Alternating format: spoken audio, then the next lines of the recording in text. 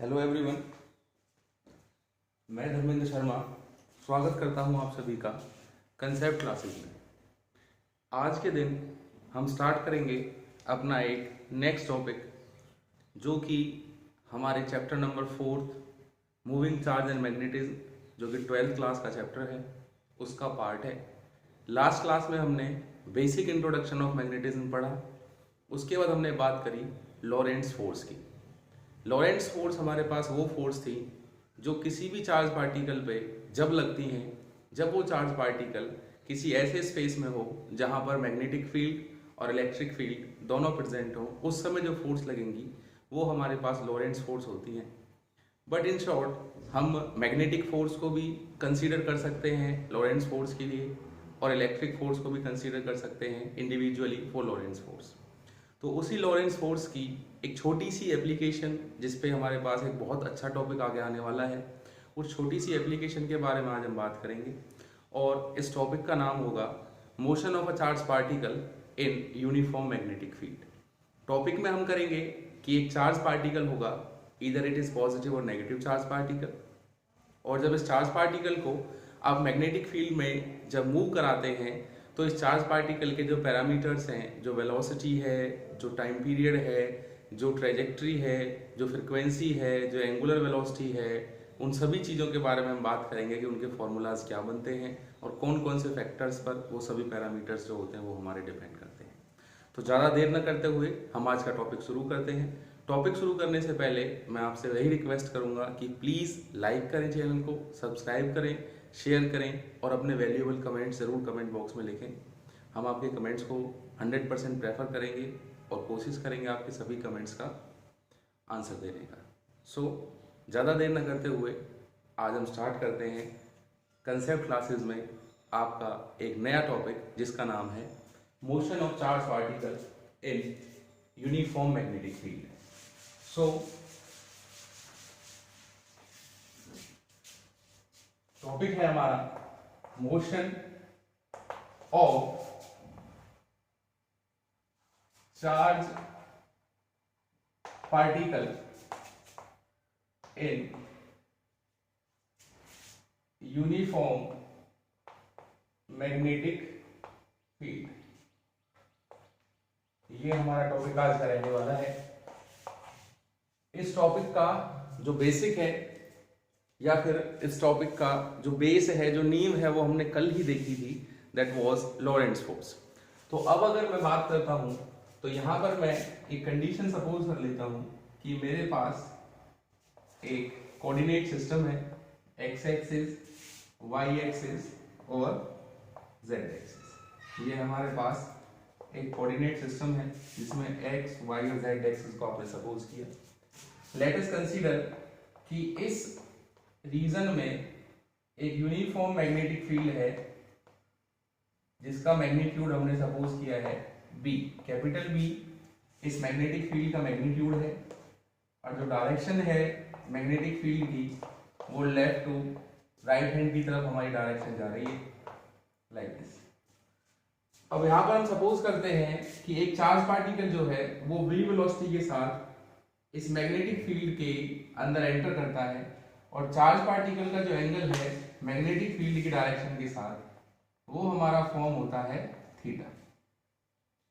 ये मैं सपोज करता हूं v is the velocity of charge particle, जिस वेलोसिटी के साथ चार्ज पार्टिकल एंटर करता है मैग्नेटिक फील्ड के अंदर, और जो velocity of the charge particle है उसका जो एंगल बनता है मैग्नेटिक फील्ड के साथ वो होता है हमारे पास थीटा।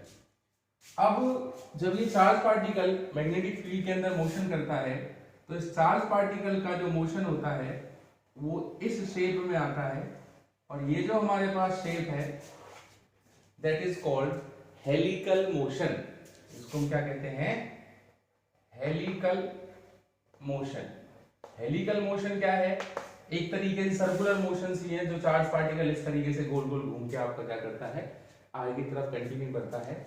और ये हमारे पास चार्ज पार्टिकल की वेलोसिटी थी, जिस वेलोसिटी के साथ चार्ज पार्टिकल ने मैग्नेटिक फील्ड के साथ कोई थीटा एंगल बना के मोशन स्टार्ट किया था। अब जैसा कि आप देख सकते हैं कि जो वेलोसिटी है वो एक्स वाई प्लेन में है, 11th क्लास में आप समझते हैं रेक्टेंगुलर कंपोनेंट जो हम ब्रेक करते हैं, तो वेलोसिटी जो है वो प्लेन में है, तो इस वेलोसिटी की वैल्यू एक पर्टिकुलर डायरेक्शन एक्स एक्सिस में कैलकुलेट करने के लिए और वाई एक्सिस में कैलकुलेट करने के लिए हम यहाँ पर कंपोनेंट ब्रेक करेंगे। तो ये जो हमारे पास है इस तरफ, ये मैं सपोज कर लेता हूँ ये कंपोनेंट है वेलोसिटी का एक्स एक्सिस के अलोंग, और ये जो मेरे पास है ये मैं सपोज कर लेता हूँ ये कंपोनेंट है वेलोसिटी का वाई एक्सिस के अलोंग। अब आप यहाँ पर देख सकते हैं कि जिस डायरेक्शन के साथ एंगल हमारा क्रिएट होगा उसका कंपोनेंट क्या बनेगा, this will become v cos theta. 12th class का टॉपिक है तो सभी बच्चों को पता होगा कि ये v cos थीटा कैसे आया। मैं इस v cos थीटा को v पैरेलल बोल देता हूं क्योंकि इस वेलोसिटी की जो डायरेक्शन है वो मैग्नेटिक फील्ड की डायरेक्शन के पैरेलल है, इसलिए इसको मैंने सपोज कर लिया v पैरेलल। एक कंपोनेंट हमारे पास ब्रेक होगा इस तरफ y एक्सिस के अलोंग, और ये जो हमारे पास कंपोनेंट है ये होगा हमारा v sin थीटा। सभी को पता है कि v sin थीटा कैसे आएगा। इस कंपोनेंट को मान लेता हूं मैं v परपेंडिकुलर। तो यहां पर जिस v वेलोसिटी के साथ इस चार्ज पार्टिकल ने मैग्नेटिक फील्ड के अंदर एंटर किया था, उस v वेलोसिटी के हमने यहां पर दो कंपोनेंट ब्रेक करे हैं। एक v sin थीटा जो कि मैग्नेटिक फील्ड जिसका कि मैग्नीट्यूड v है उसकी डायरेक्शन के परपेंडिकुलर है, और एक कंपोनेंट हमारे पास है v cos थीटा जो कि मैग्नेटिक फील्ड जिसकी डायरेक्शन पैरेलल है, जिसकी डायरेक्शन के पैरेलल है हमारे पास क्या बना है v cos थीटा। तो ये दो कंपोनेंट्स हमने यहाँ पर ब्रेक किए। अब हम सभी को पता है कल जो हमने पढ़ा था लॉरेंट्ज फोर्स, तो उसने कहा था कि जब कोई चार्ज पार्टिकल मैग्नेटिक फील्ड के अंदर मोशन करता है तो उस चार्ज पार्टिकल पे मैग्नेटिक फील्ड जो है वो फोर्स हमारा एक्सर्ट करेगा। यहाँ पर जो फोर्स हमारे पास एक्सर्ट होगा वो फोर्स दो वेलोसिटीज की वजह से होगा। एक फोर्स लगेगा इस परपेंडिकुलर वेलोसिटी की वजह से और एक फोर्स लगेगा इस पैरेलल वेलोसिटी की वजह से। तो हम दोनों वेलोसिटीज को बारी बारी सॉल्व करेंगे। पहले हम परपेंडिकुलर वेलोसिटी फिजिकल पैरामीटर्स देख लेते हैं कि इस वेलोसिटी की वजह से जो फोर्स एक्सपीरियंस करेगा चार्ज पार्टिकल मैग्नेटिक फील्ड के अंदर, उस फोर्स की वजह से चार्ज पार्टिकल में क्या एक्सेलरेशन होने वाला है, क्या उसके पास एनर्जी आने वाली है, क्या उसका टाइम पीरियड होगा, क्या उसकी वेलोसिटी चेंज होकर जो वेलोसिटी आएगी वो रहेगी, क्या उसका एंगुलर वेलोसिटी रहेगी, क्या उसकी फ्रीक्वेंसी रहेगी, उस सब के बारे में यहाँ पर हम बात करेंगे। बात करने से पहले मैं एक बात आपको बता दूं यहाँ पर कि अगर आप देखें तो ये जो हमारे पास हेलिकल मोशन है जो कि एक तरीके का सिंपल सर्कुलर मोशन के जैसा रिजेंबल हमारा करता है, तो एक रोटेशन के बीच में ये जो हमारे पास डिस्टेंस है, इस डिस्टेंस को बोला जाता है pitch. Pitch is denoted by capital P और D। अभी इसके बारे में हम बात करेंगे कि पिच क्या है। बेसिकली एक रोटेशन का, जब कोई भी ऑब्जेक्ट सर्कुलर रोटेशन में होता है तो एक रोटेशन के बीच का जो परपेंडिकुलर डिस्टेंस होता है, ये वाला परपेंडिकुलर डिस्टेंस, इस परपेंडिकुलर डिस्टेंस को बोलते हैं हम pitch, which is denoted by capital P और D। तो ये हमारे पास कुछ पैरामीटर्स यहाँ पर हैं जिन पैरामीटर की हेल्प से हम यहाँ पर करेंगे अपनी डेरिवेशन को ट्राई। तो ये जो मेरे पास v sin थीटा वाला कंपोनेंट है इसको मैं यहाँ पे लिख लेता हूँ, that is v sin theta which is equal to v perpendicular. So according to the Lorentz formula, force experienced by a charged particle, उसका फॉर्मूला होता है F is equal to Q v cross v। ये हमने last class में पढ़ा है। जिन्होंने last class का वीडियो नहीं देखा है तो प्लीज पहले उस वीडियो को देखेंगे, उसके बाद इस कंसेप्ट को आप समझेंगे तो बहुत आसानी होगी। बहुत सिंपल कंसेप्ट हमारे पास यहाँ पे रहने वाला है। अब हम सबसे पहले परपेंडिकुलर वेलोसिटी के लिए जाते हैं। फॉर परपेंडिकुलर वेलोसिटी, ये वाली वेलोसिटी जो कि मैग्नेटिक फील्ड के साथ परपेंडिकुलर है, 90 डिग्री का बना रही है एंगल। पहले इसकी फोर्स देखेंगे, फिर हम देखेंगे पैरेलल वाली वेलोसिटी की फोर्स। तो परपेंडिकुलर वाली वेलोसिटी के लिए अगर मैं बात करूं तो फोर्स जो होगा F is equal to Q perpendicular velocity multiply by B। अब क्रॉस प्रोडक्ट है, इसको सॉल्व करेंगे तो हमारे पास आएगा परपेंडिकुलर वेलोसिटी B इंटू में साइन थीटा। अब आप देख सकते हैं कि वेलोसिटी और मैग्नेटिक फील्ड के बीच में क्रॉस प्रोडक्ट है, तो एंगल भी इनके बीच में होगा, इन दोनों के बीच का एंगल कितना है 90। सो यहां पर आप लिखेंगे F is equal to Q perpendicular velocity V sin 90।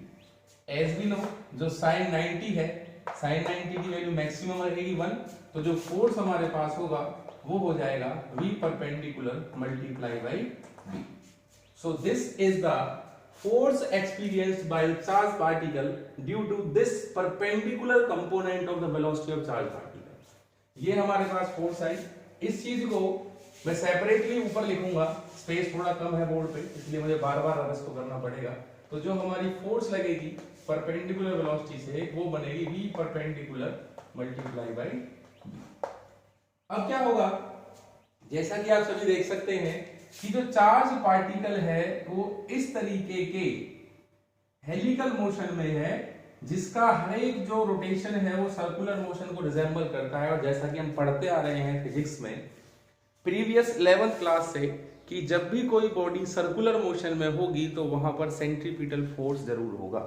अब आप सभी को पता है कि जो सेंट्रीपिटल फोर्स होता है, सेंट्रीपिटल फोर्स कभी भी सेल्फ ड्रिवन फोर्स नहीं होता, ये दूसरी फोर्सेस से एक्सट्रैक्ट होता है। जैसे कि रोटेशन ऑफ प्लैनेट्स, उसमें आप देखेंगे तो जो ग्रेविटेशनल पुल है वो सेंट्रीपिटल फोर्स का काम करता है। कई जगह हमारे पास यही कंसेप्ट होता है कि जो दूसरी फोर्सेस होती हैं वो आपकी सेंट्रीपिटल फोर्सेस में कन्वर्ट होती हैं। तो उसी तरीके से यहां पर जो हमारे पास मैग्नेटिक फोर्स लग रहा होगा which is equal to QVB, वही किस में कन्वर्ट होगा, सेंट्रीपिटल फोर्स में। सो फॉर सर्कुलर मोशन, जो हमारे पास सर्कुलर मोशन है, the necessary centripetal force is required. Circular motion के लिए जो सेंट्रीपिटल फोर्स है उसकी जरूरत यहां पर पड़ेगी हमें। तो सेंट्रीपिटल फोर्स की जरूरत पड़ेगी तो फॉर्मूला बनेगा mv² is equal to QVB। भाई mv² is the formula for centripetal force, QVB is the magnetic force. V से V हमारा कैंसिल आउट होता है तो रिलेशन बचता है mv/r this is equal to QV, और जो R है उसका फॉर्मूला बनेगा mv/QV। So this is the radius of the each circle when the charged particle is in the circular motion। ये हर एक सर्कल का हमारे पास रेडियस है। अब आप यहां पर देख सकते हैं कि जैसे जैसे ये वेलोसिटी बढ़ेगी तो चार्ज पार्टिकल जिस सर्कुलर मोशन में रोटेट कर रहा है उस सर्कल का रेडियस जो है वो कंटिन्यूअसली हमारे पास बढ़ता चला जाएगा। तो एक फॉर्मूला हमारे पास यहां बन गया रेडियस के लिए, that is equal to mv/q। यहीं से एक और फॉर्मूला आप बना सकते हैं वेलोसिटी के लिए, that is equal to qvr/m। This is the formula to calculate the velocity of charge particle in magnetic field. q is the charge of particle, b is the magnitude of magnetic field, r is the radius and m is the mass. एक और formula हमारे पास यहां से बना for the velocity of charge particle, that is equal to qvr/m। As we know जो kinetic energy है उसका फॉर्मूला होता है हाफ mv²। ये हमारे पास वेलोसिटी है तो काइनेटिक एनर्जी हमारे पास बनेगी हाफ m, v का स्क्वायर करेंगे तो q² b² r² में क्या हो जाएगा m²। m से m हमारा होगा कैंसल आउट, तो जो काइनेटिक एनर्जी का फॉर्मूला है वो बनेगा q² b² r² में 2m।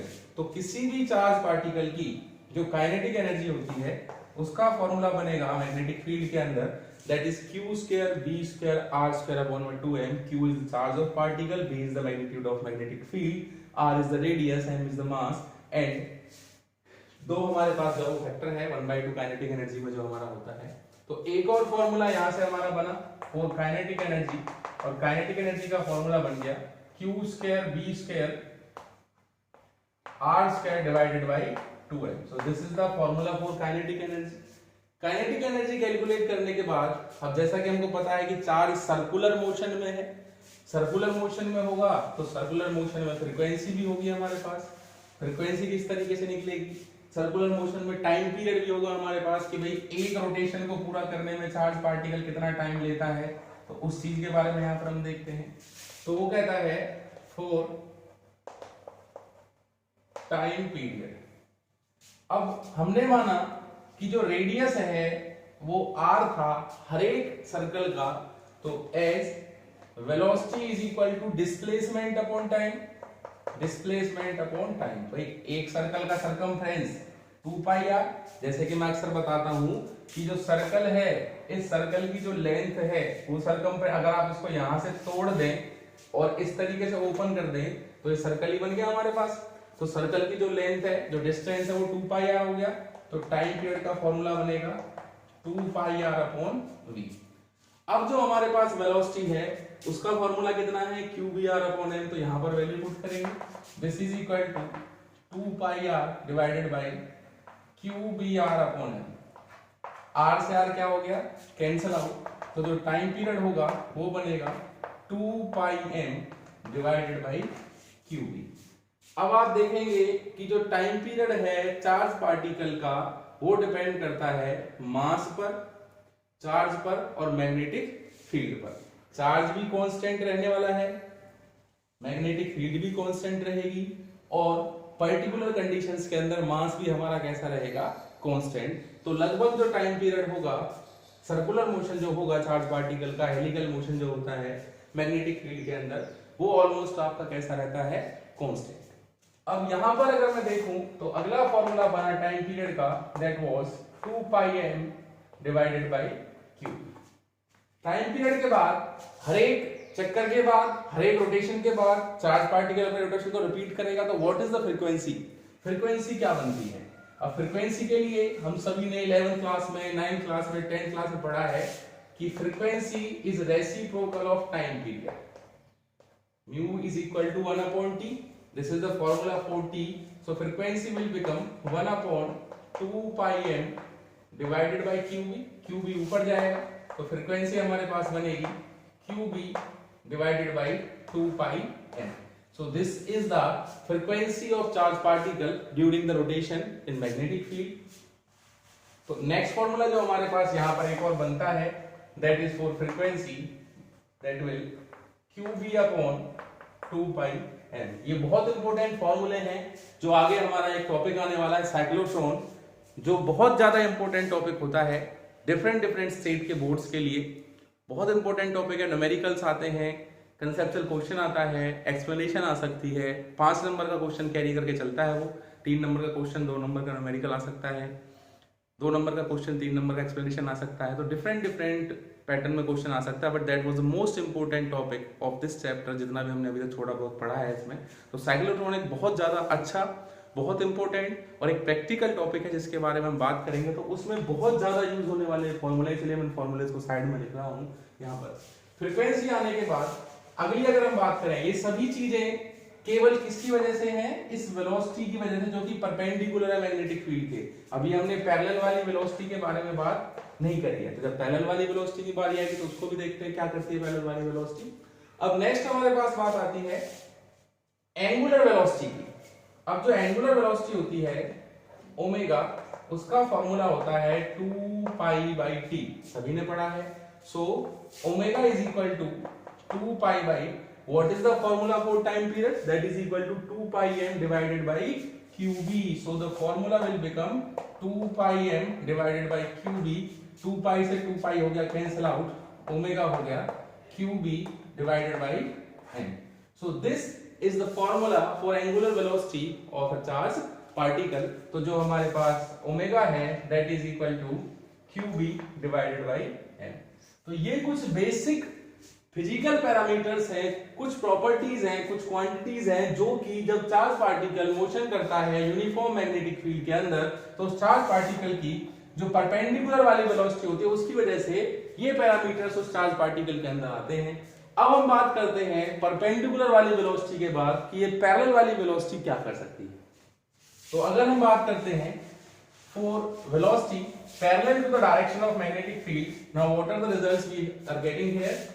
तो वो कहता है for parallel velocity again from the Lorentz force F is equal to Q parallel velocity multiply by the magnitude of magnetic field, cross product है sin थीटा आएगा, आप सभी को पता है। F is equal to Q V parallel B sin theta. अब हमें देखना है कि पैरेलल वेलोसिटी और मैग्नेटिक फील्ड के बीच में एंगल क्या है। This is your magnetic field. भाई हमने मैग्नेटिक फील्ड को एक्स डायरेक्शन के लंब रखा, ये मैग्नेटिक फील्ड है, ये पैरेलल वेलोसिटी है, तो angle is equal to 0 degree as theta is equal to 0 degree. So F is equal to Q V parallel B multiply by sine 0। Sine 0 हमारे पास कितना होता है, मिनिमम 0, तो फोर्स कितनी हो गई हमारे पास 0। दैट मींस ये पैरेलल वेलोसिटी जो है वो चार्ज पार्टिकल पर फोर्स एक्सपीरियंस नहीं करती। उसी वजह से क्या होता है कि केवल जो परपेंडिकुलर वेलोसिटी है वो इन फिजिकल क्वांटिटीज के लिए रिस्पॉन्सिबल होती है। तो फिर इस पैरेलल वेलोसिटी का क्या कंसेप्ट यहाँ पर है, ये क्या करेगा यहाँ पर, तो उसके बारे में हम यहाँ पर बात करते हैं। और उसके बारे में मैंने आपसे पहले बताया था कि एक टर्म होती है जिसका नाम होता है पिच। पिच क्या है, एक जो कंप्लीट रिवॉल्यूशन हमारे पास हो रही है उनके बीच का जो परपेंडिकुलर डिस्टेंस है इसको बोलते हैं पिच।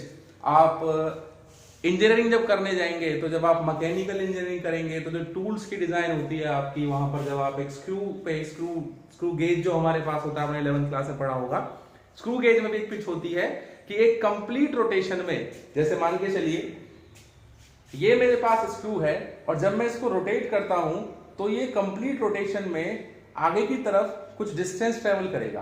तो एक रोटेशन में जो डिस्टेंस ट्रेवल होता है उस डिस्टेंस को बोला जाता है पिच।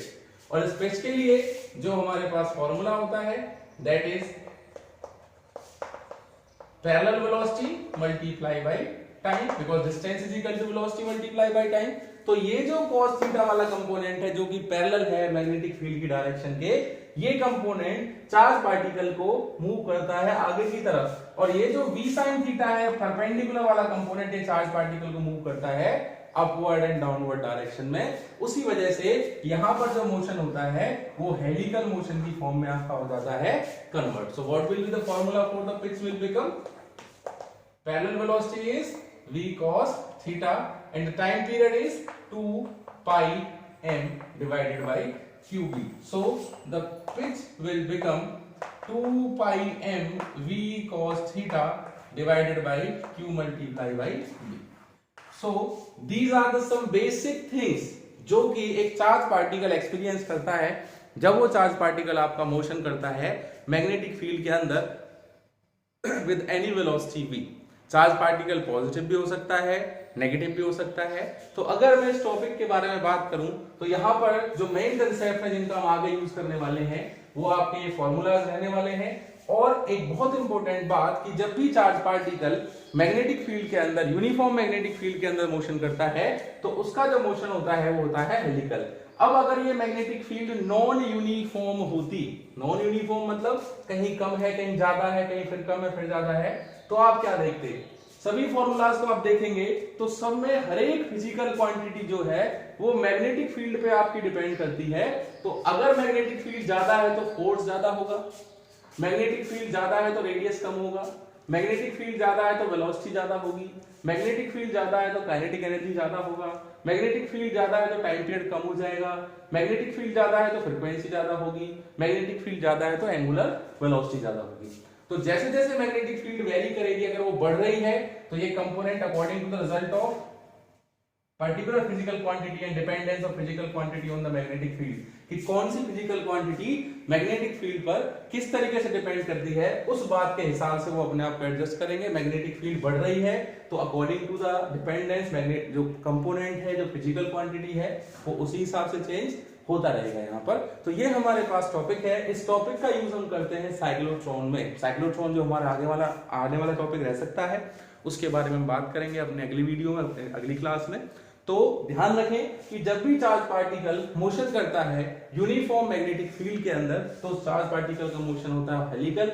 वहां पर आप वेलोसिटी के दो कंपोनेंट ब्रेक करते हैं, डिफरेंट कंपोनेंट्स के लिए आप लॉरेंट्ज फोर्स अप्लाई करते हैं, और वहां से जो फिजिकल क्वांटिटीज हमारे पास निकल के आती हैं वो बहुत इंपॉर्टेंट रहने वाली है। यहाँ से 99% न्यूमेरिकल्स यहाँ से आपको इन फॉर्मूला से जरूर एक ना एक न्यूमेरिकल बोर्ड में मिलता है, नीट में मिलता है, IIT में मिलता है, और भी जो कंपटीशन एग्जामिनेशन है वहां पर आपको मिलता है। तो नीट वाले जो बच्चे हैं वो बहुत ज्यादा फोकस कर सकते हैं इस चीज पे, यहाँ से न्यूमेरिकल आपका आ सकता है।